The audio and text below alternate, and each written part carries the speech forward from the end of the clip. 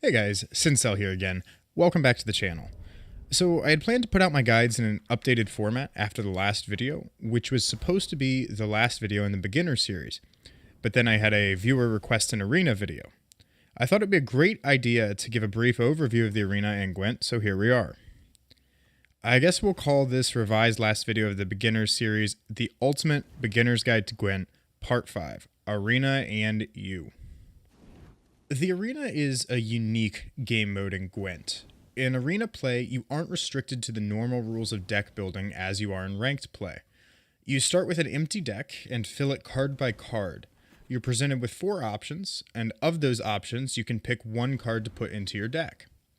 Once you've picked, the next 4 cards load and you can pick the next card for your deck. This continues until you've drafted a full deck of cards. At the very end of your draft, you pick your leader. Picking a leader last often means that you need to be very selective in which cards you put into your deck, as a good or bad leader role can make or break an arena list if you draft highly synergistic cards. You aren't limited by faction restrictions, provision cost, or by the number of copies of a card that you can put into a deck. This allows you to, with a little luck, create incredibly powerful card combinations. However, there are a couple unique limitations to Arena. You can't lose more than 3 games, or you lose your draft. In order to win an arena and complete your draft for the full reward, which is some resources, a keg, and a random gold card, you need to complete an arena run with 9 wins. Generally, each game is progressively harder than the last. The second consideration for Arena is its cost. You can pay to enter the arena with real money, a $2 USD fee, or you can spend 150 ore. Most people prefer to spend ore to pay the entry fee. If you fail to complete your arena run with 9 wins, don't worry, you do still get a reward. You always receive a keg from Arena, making it almost always worth your while to do Arena if you enjoy the game mode, since the ore cost for the entry fee is negligible.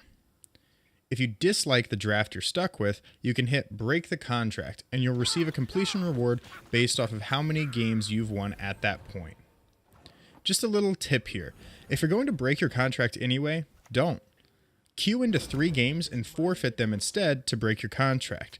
This doesn't help you at all, but why not take a minute longer to help some other players get their wins? Going back to drafting your cards, we can start to look at some useful strategies to aim for when building an arena deck.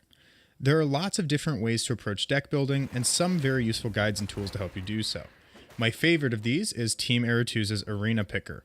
It allows you to input your card choices that the game presents you with and ranks them against one another to tell you which of the 4 cards is the best pick.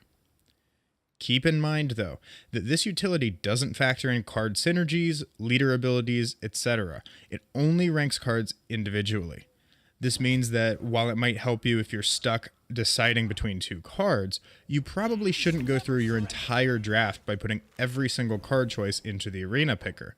Instead, follow a general guideline when building your deck. This guideline can be whatever you decide. Do you want to focus on bleed or vitality boosts? Maybe you prefer drafting special cards. Focus on taking dual heavy units like Selkirk? There are a lot of ways to approach Arena. My personal favorite game plan, and one that I find works best for myself, is to draft small units with good removal or secondary bonuses such as the Damned Sorceress, Drowner, or Wyvern, and partner those with high-value, highly synergistic gold cards. Some players prefer to draft very tall units with a high base power per card, and then play each card individually with little synergy. This works, but I like to look at my deck a little differently than others. Instead of looking at an arena draft as 26 cards, counting the leader, that work well on their own, I build around the idea that my deck should be 13 pairs of cards that have very strong combinations. This means that I focus on ensuring that every card I draft has a combo I can set up with just one other card. That's generally the best tip I can give for Arena, and I hope this little overview, although brief, was helpful. If it was, please consider subscribing, liking the video, and sharing my content. If you ever want to watch me play Gwent or other games, check out my Twitch and come say hey during a stream. As always, guys, have a good one, thanks for watching, and see you next time. Oh, dude, 4 strength, 4 stam, leather belt. Level 18. Belt, leather belt, leather belt, belt, belt, belt, belt, belt, belt, belt. Oh, dude. Level 18. Belt, leather belt, belt, belt, belt, belt, belt, belt, belt, belt, belt. Level